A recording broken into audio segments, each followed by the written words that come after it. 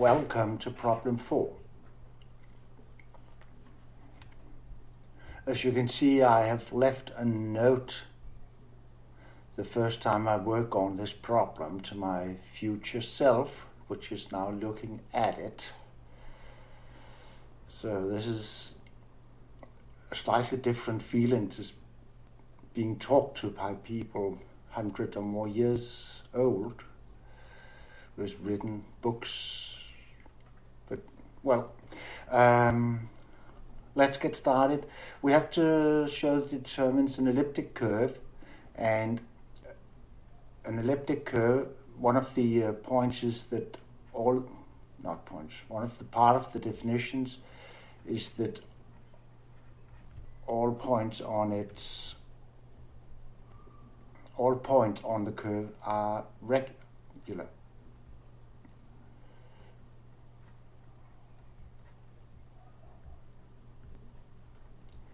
And that means if this gives naught, then the derivatives should vanish as well.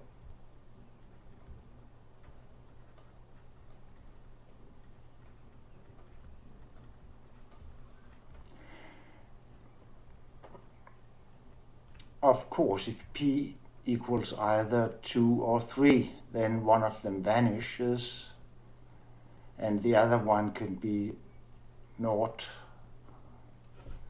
So, assume p is neither 2 or 3, then both x and y must be naught, and then a must be naught. Is that excluded?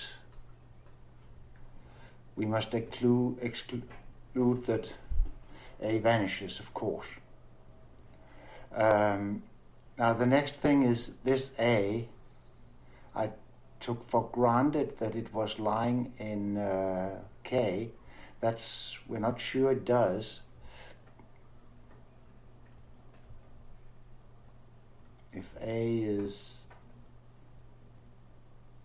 M divided by N, then the map into FQ, there we map modulo P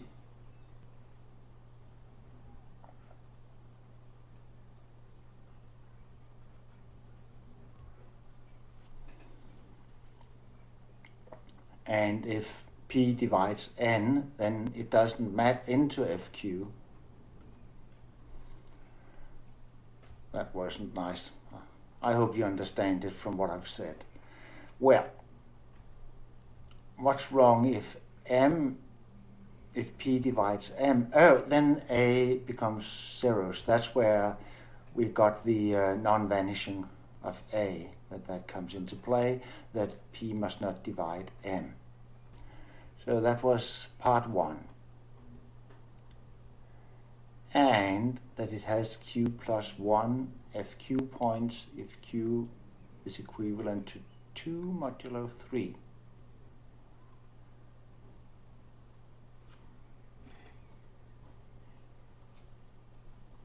This has got nothing to do with the square roots.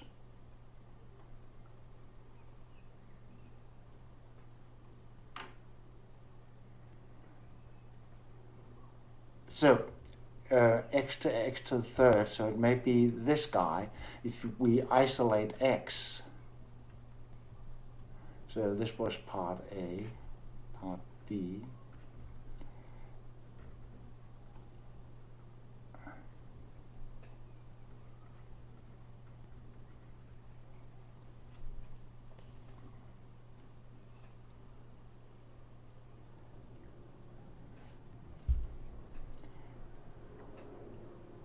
So each y maps into this number, and then if we have a solution here, if it's 1 to, and then it's finite fields, it's an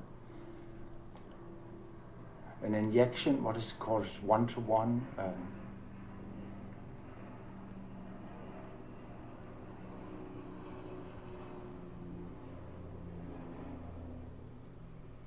I just slipped that term.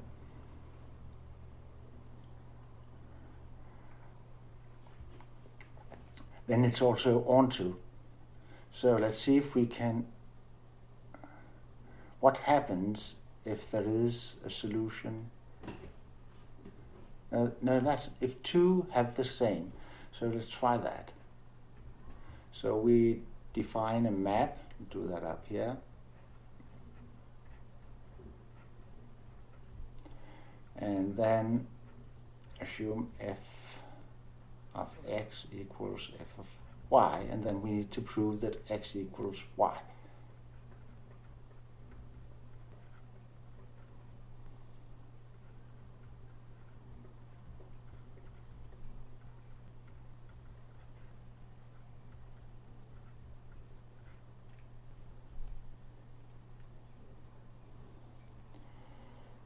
So, how many solutions could this ever be naught?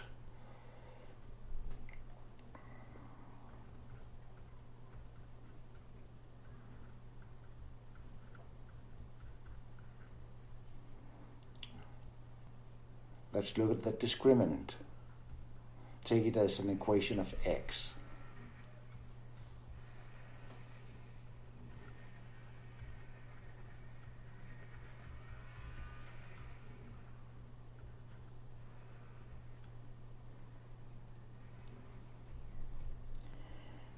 So for it to have a solution, minus 3 must have a square root in fq.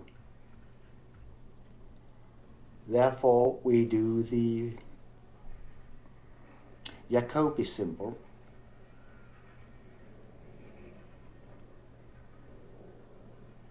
Oh, if it's 2 mod 3, never mind. That'll all come for a day, I think.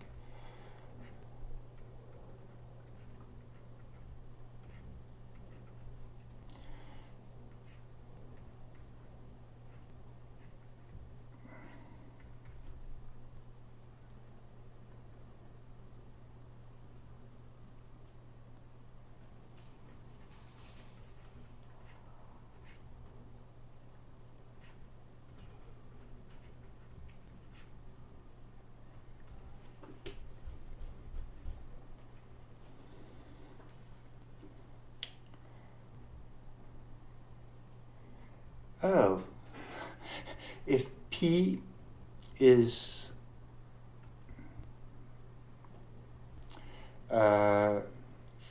minus 1 modulo 4, then we have to change sign when flipping, but this is negative.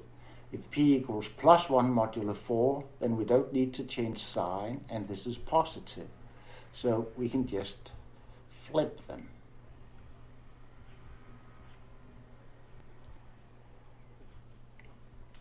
And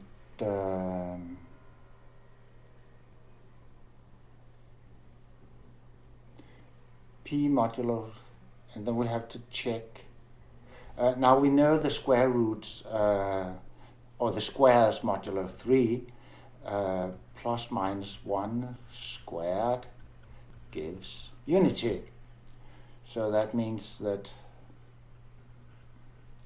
it's 1 if P is equivalent to 1 modulo 3, and minus 1 if P is equivalent to 2 modulo 3. And if it's minus 1, then if F here is odd, we get a minus 1, which means that minus 3 isn't a square, which means that this equation has no solution. Oh my God, that hint really helped.